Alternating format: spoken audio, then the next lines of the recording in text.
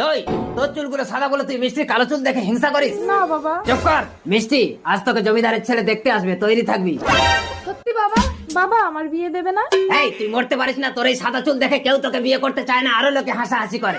এই দিদি তুই না অমঙ্গল, আজ আমাকে দেখতে আসবে, এই শুভ দিনে তুই বাড়িতে থাকিস না, যা বেরিয়ে যা, যা যা। বলছি কানু মণ্ডলের বাড়ি কোনটা? কানু মণ্ডল? কানু মণ্ডল তো আমার বাবা। তার মানে আমি তোমাকে দেখতে এসেছি? না।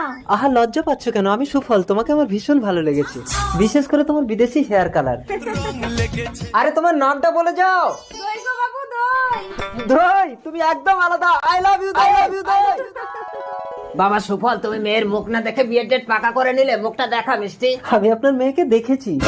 না না, এই মিষ্টি না, ওর মাথার চুলগুলো সাদা ছিল, কি নাম যেন ওর? দই? হ্যাঁ হ্যাঁ, দই দই, ওকে আমার ভীষণ ভালো লেগেছে। ও তো আমার বড় মেয়ে। হ্যাঁ, ওকে বিয়ে করবো। আসি আঙ্কেল। ঠিক আছে, 28 তারিখ তাহলে দইয়ের সাথেই তোমার বিয়ে হবে।